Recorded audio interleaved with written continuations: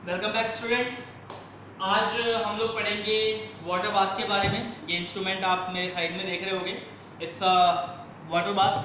तो अभी तक हमने दो इंस्ट्रूमेंट कवर किए हैं। पहला जो था हमारा इंक्यूबेटर था, बैक साइड में रखा हुआ, शायद स्क्रीन में भी विजिबल नहीं होगा आपको, और हॉट एयर ओवन के बारे में पढ़ा था।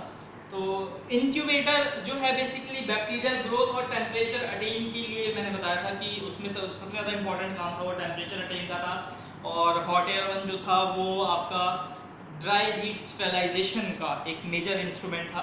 तो वाटर बाथ जो है वो स्टेलाइजेशन में यूज नहीं होता है। Let me clear the first point, ये स्टेलाइजेशन में कोई इंक्लूड नहीं होता है, लेकिन ये आपका जो केमिकल रिएक्शन का इंक्यूबेशन पीरियड टाइम जो होता है उसके अंदर रोल बहुत बड़ा प्ले करता है। तो वाटर बाथ जो है बेसिकली वाटर से ही क्लियर हो रहा होगा कि ये इसके अंदर पानी का यूज हो रहा है कहीं ना कहीं। तो पानी का कहाँ यूज हो रहा है, कैसे यूज हो रहा है, कौन कौन से डिपार्टमेंट में इसका यूज हो रहा है, चलिए आज शुरू करते हैं आज की क्लास वाटर बाथ से। तो ये जो इंस्ट्रूमेंट है ये डोर आप देख पा रहे होगे, it's a steel door.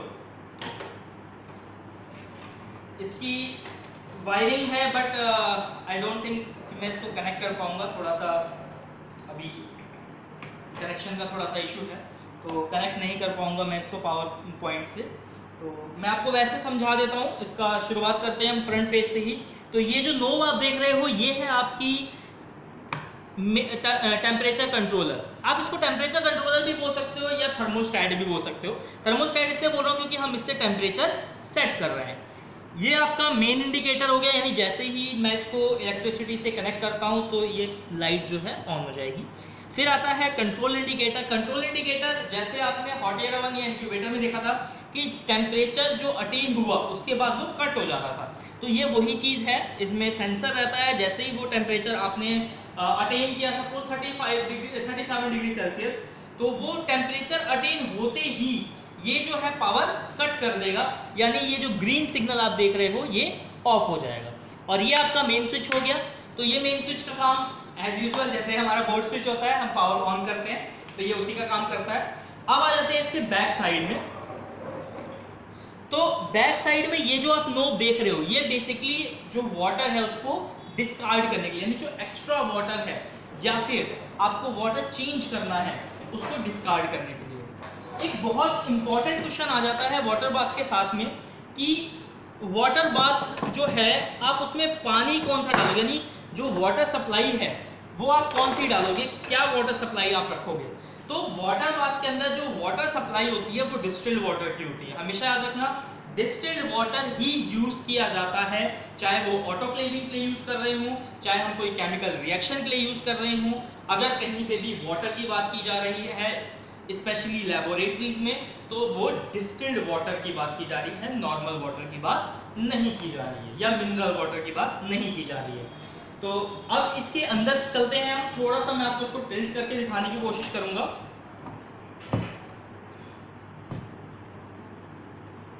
Okay, तो ये जो आप देख पा रहे हो ये बेसिकली स्टेज है। मैं इसको रिमूव करके आपको दिखाता हूँ। तो ये जो फेज आप देख पा रहे हो ये स्टेज का काम करता है, ये जो हमारा है। और यहाँ अब आप देख पा रहे होगे एक ये सेंसर है और ये हीटिंग रॉड है। सबके घर में हीटिंग रॉड होती है, ठंड के टाइम में सबको गर्म पानी से नहाने के मजा आता है, तो वो ही हीटिंग रॉड ही ये काम करती है। बेसिकली ये हीटिंग रॉड क्या करती है, ये हीटिंग रॉड जो इसके अंदर का पानी है उसको गर्म करती है। और ये जो सेंसर है जो हमने टेम्परेचर सेट किया है, जैसे ही उस टेम्परेचर पे पहुंचता है तो इस सेंसर की हेल्प से जो मेन सप्लाई है वो बंद हो जाती है, जिससे कि पानी जो है उसी हीट टेम्परेचर पे कांस्टेंट रह सकता है। तो ये इसके अंदर का ये जो यहाँ पे आप देख रहे हो हल्का सा नोजल, ये वही एक्स्ट्रा रिमूव करने वाला जो पार्ट है इसका है। ये आप वायरिंग का देख रहे होगे, तो इसको मैं सीधा कर देता हूँ। हमने जो पानी इसके अंदर डाला वो हम इस लेवल यानी स्टेज का ये जो आपका थिकनेस है इसके नीचे ही रखते हैं, इसके ऊपर नहीं आता है। और हम इसको इजीली इसके अंदर यहाँ पे रख देते हैं। तो ये हमारा स्टेज अंदर जा चुका है, पानी हम भरेंगे और इसके अंदर जो भी हमें आर्टिकल से, सपोज एग्जांपल लेता हूँ मैं शुगर का, बेस्ट एग्जांपल है जीओडी पीओडी मेथड का।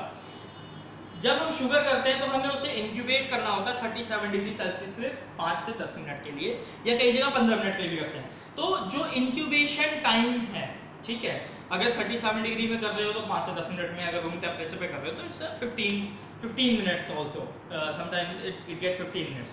तो वो टेम्परेचर हम क्या करते हैं, इसमें वो टेस्ट ट्यूब रैक रखते हैं, और जो हमारी टेस्ट ट्यूब है उसको कवर करके रखते हैं जिससे कोई वाटर का स्टीम्ड उसमें ना चला जाए, वो रिएक्ट ना कर ले, तो वो रखते हैं हम उसको। इसको कवर भी करके आप यूज़ कर सकते हो, मतलब अगर आपको देर तक कोई चीज़ टेम्परेचर करनी है तो आप इसको कवर कर लो, अदरवाइज इसको ओपन फॉर्मेट में भी आप यूज़ कर सकते हो। बायोकेमिस्ट्री लैब में मोस्टली ओपन फॉर्मेट में यूज़ होता है, इसका डोर क्लोज नहीं किया जाता है। तो ये इसका एप्लीकेशन है कि ये टेम्परेचर प्रोवाइड कराता है किसी भी आपकी केमिकल को रिएक्ट करने के लिए, यानी जो टेम्परेचर फैक्टर है जो रिएक्शन के वक्त मेजर रोल प्ले करता है, उसको ये टेम्परेचर फैक्टर को एक नॉर्मल स्टेज पे यूटिलाइज करने के लिए केमिकल्स को प्रोवाइड कराता है, जिससे मॉलिक्यूलर जो है रिएक्शंस है वो परफॉर्म हो सके। तो वाटर बाथ का जो बायोकेमिस्ट्री डिपार्टमेंट में है वो यही रोल है। अब आ जाते हैं वाटर बाथ का जो हिस्टोपैथोलॉजी डिपार्टमेंट है उसमें क्या रोल आता है। तो हिस्टोपैथोलॉजी में जब आप टिश्यू का जो ब्लॉक बनने के बाद जब हम माइक्रोटोमी करते हैं तो उसमें हम जब स्लाइस काटते हैं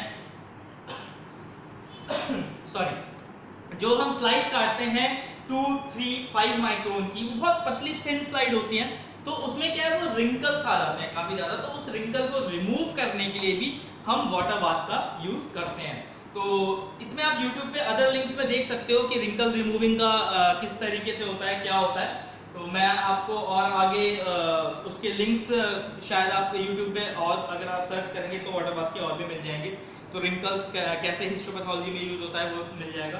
तो इसका जो मेन रोल है वो यही है कि टेम्परेचर प्रोवाइड कराता है। कैसे कैसे टेम्परेचर प्रोवाइड करा रहा है, तो जो इलेक्ट्रिक एनर्जी है वो हीट एनर्जी में कन्वर्ट होती है with the help of heating coil. तो पहला तो इसका वर्किंग प्रिंसिपल में ये आ गया कि भाई इलेक्ट्रिक एनर्जी कन्वर्ट कर रहा है हीट एनर्जी में with the help of heating coil.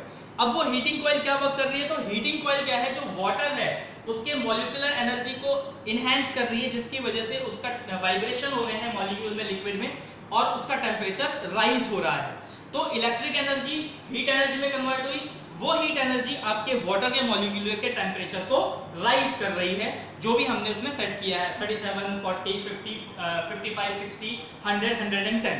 110 से ज़्यादा इसमें मैक्सिमम नहीं होता है, क्योंकि आपको भी पता है कि 100 डिग्री पहुँचते पहुँचते वाटर जो है वो इवेपोरेट होना शुरू हो जाता है। तो इसके अंदर आप वाटर रखो और 110 सेट करो और वाटर इवेपोरेट हो जाए, सारा वाटर इवेपोरेट हो जाए, तो आपका ये इंस्ट्रूमेंट भी फ्यूज कर जाएगा। तो आज की क्लास में इतना ही टॉपिक था वाटर बाथ। उम्मीद करता हूँ आपको पसंद आया होगा। थैंक यू, पढ़ते रहिए।